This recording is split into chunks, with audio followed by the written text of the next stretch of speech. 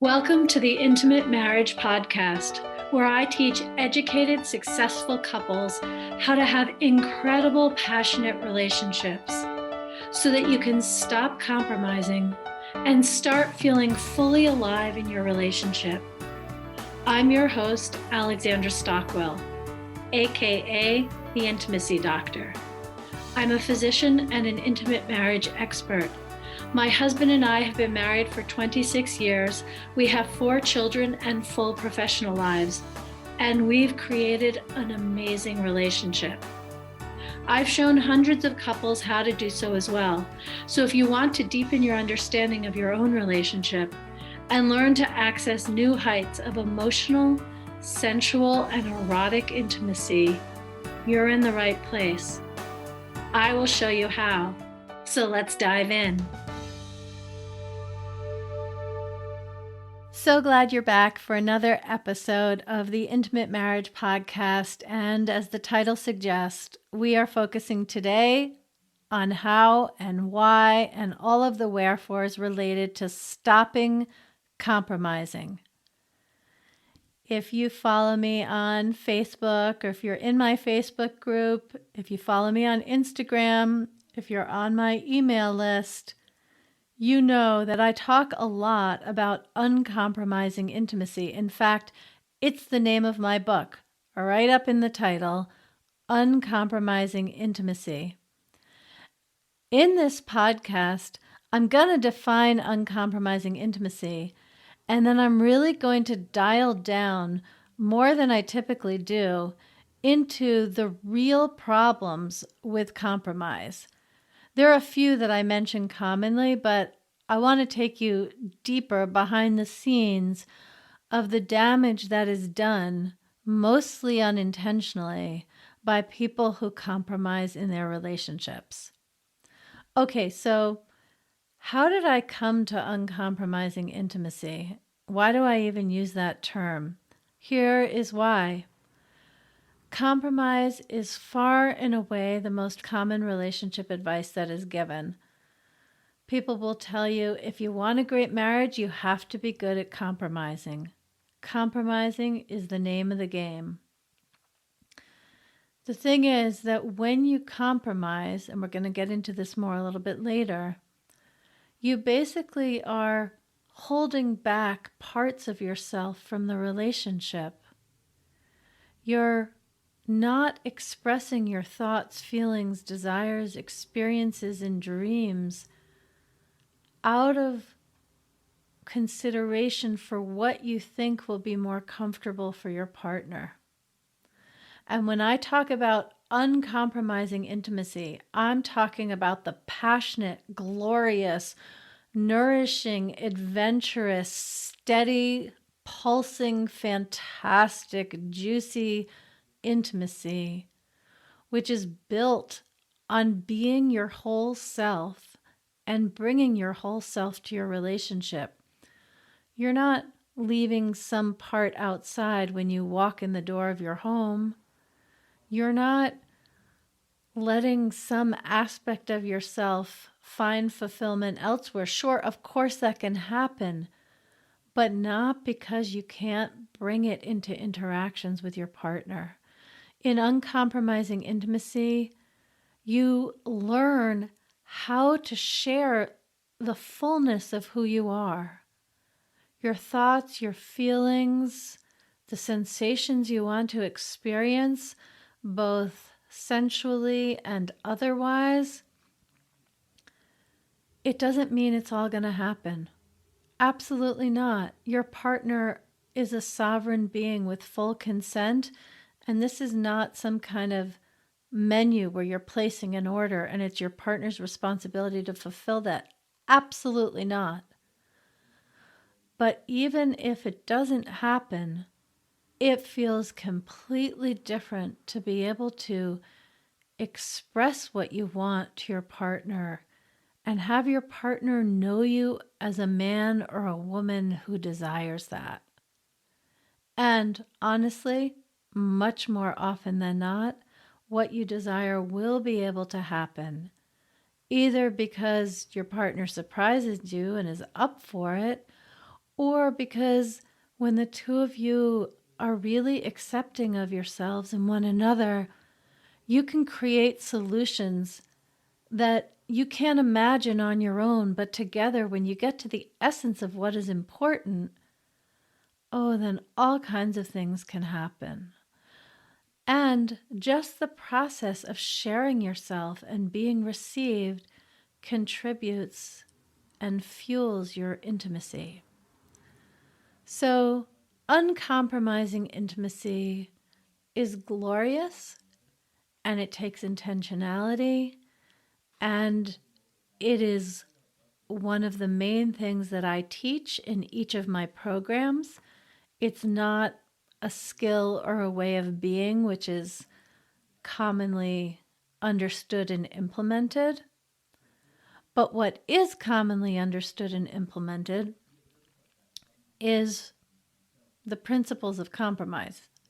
What isn't understood is the real problems, but the value of compromise, it's widely understood in our culture. And in fact, despite believing it is really detrimental to passionate marriages, compromise gets in the way of building real intimacy. Right now, I'm about to make a case for compromise in the way that should be familiar to you. So the reason to compromise is because you prioritize avoiding conflict, you prioritize keeping your partner happy, you prioritize having good vibes between you, you prioritize not rocking the boat, you prioritize not messing with something that's working well. You learn to let go so you can just move on. These are the beautiful reasons why people think compromise is good. There are so many problems with this approach, and the one that I really want to emphasize first is that when you become oriented to compromise, it becomes second nature. You become so skillful at it that you do it essentially unconsciously. You become very competent at compromise that you don't even realize when you're doing it, because it's just kind of part of the way that you move through your relationship. When you do that, as so many people do, even though I don't for a minute take for granted if you're one of them that you necessarily have recognized this in your life before, but it is very common. When I speak with someone who has been living this way, I've spoken with many women who, through our conversation, come to understand the major and the minor and the very frequent compromises she's making. I will say to her, okay, let's disrupt the pattern of compromise and prioritizing your partner's needs and desires as you perceive them. And then I ask, what do you want?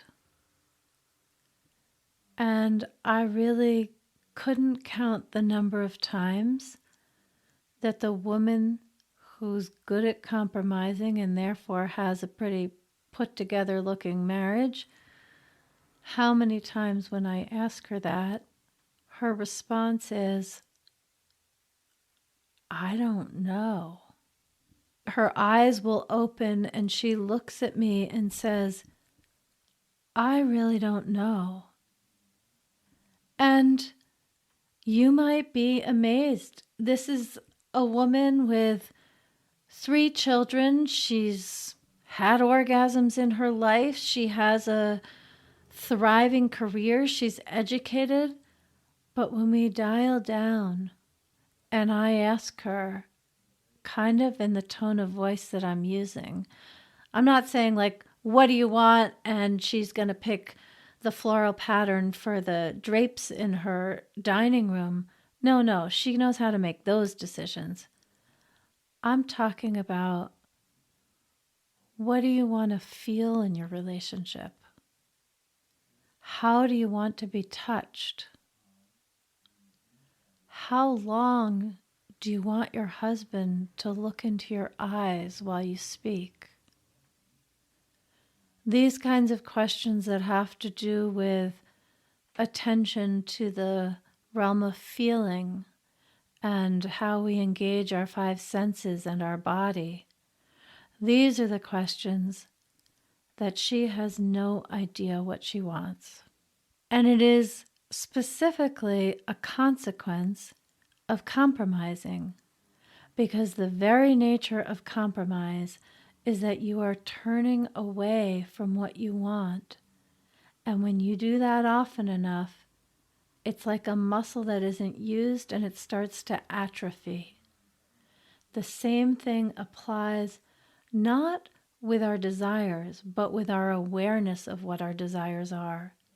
If we're not putting attention on what we desire, they sort of get buried, and we have to move through a bunch of sludge to find them again.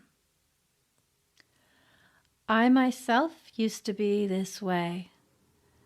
I remember the very first time that a teacher in a class I was in, it was at the School of Womanly Arts, and my assignment was to write a desire list. And I sat down to write it, and the things that I could figure out to write were, I desire to clean up my kitchen. I desire to get this done. I desire to get that done. Those are not the kind of desires that I am talking about today. That's more of a to-do list, quite frankly, and I felt pretty good about putting things on my to-do list. I was confident with that. I'm talking about a desire list where you could really listen for what is arising inside you that may be surprising, it may be logical, it may be totally illogical, because we do not choose what we desire. We only choose how we respond. And there are a lot of different ways to respond to our desires, and one of them is by ignoring them, which is what we are doing when we compromise. I have a client who read a book that she really appreciated and she recommended it to me, and I went ahead and read it too. It's kind of an amazing book by a very experienced divorce attorney who's written a book, I think it's called If You're in My Office, It's Too Late. Anyway, he's had hundreds and hundreds, thousands of clients. He's done all kinds of divorce cases, all kinds of different scenarios. He claims that you can't shock him with a new context, a new lie. He's seen it all. And when he boils down what it is that leads to divorce, or expressed in the flipped way, what it is that is essential to have a great marriage, he says it is to know what you want and know how to ask for it. And I completely agree. I have come to that from a very different path, never having been a divorce attorney or anything remotely similar. But that is absolutely my assessment as well, that what it takes to have a juicy, intimate marriage is to know what you want and know how to ask for it. And that, by the way, is what I am pointing at when I talk about uncompromising intimacy, and when I talk about the very real, not theoretical, extremely common negative consequences that come from compromising. As it happens, I have recently met with 3 different couples. I say recently, they were all about 6 to 12 months ago. Each of these couples had a completely different scenario. But in each of them, they had had long-lasting, good, stable marriages where both parents were extremely devoted to the children and to having a harmonious, successful family. And each of the husbands in these three couples, they actually knew what they wanted, but did not know how to ask for it. One of the men probably wasn't so clear on what he wanted. But let's just say that the issue that all three of these men had in common is that they did not know how to express to their wives what they wanted. They didn't know how to even begin the conversation. And in all three of these situations, they ended up turning elsewhere. One began a full-on loving romantic affair with someone. Another one hired prostitutes on a regular basis with no connection whatsoever. And the third one basically had casual sex with women he picked up in bars. In all three of these cases, when the wives found out, it had been going on for different lengths of time. Some were more recent, some had been going on for a while, but either way, when the wives found out, these men were so profoundly remorseful. All three of them never, ever, ever wanted to cause the pain and suffering that they were causing their wives, themselves. Sometimes the children knew, sometimes they didn't, depending on the ages, whatever. The point is that these men, when their wives found out, had this wake-up call and got clear, each in their own way, that actually what they wanted was to improve certain aspects of their marriage, but they had no idea how to express their needs, and such a strong fear of conflict that they opted not to and engaged in compromise instead. And by compromise, I mean that they didn't express things for fear that it would upset their wives. But that only lasted for so long because their needs and desires were stronger than what they could handle. I really don't mean to be focusing on what their decision-making process is, and I can't speak to that. I haven't addressed that with all three of them, and they didn't all go on to become my clients, so I just can't address that part. But what I can say for sure is that if all three of these men had learned to be really clear what they want and know how to ask for it,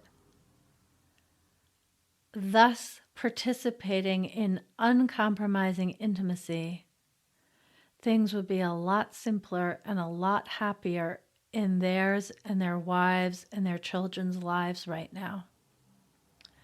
I've given the example of the men mostly because I think I often talk about women not knowing what it is that they want, and that is definitely a widespread problem.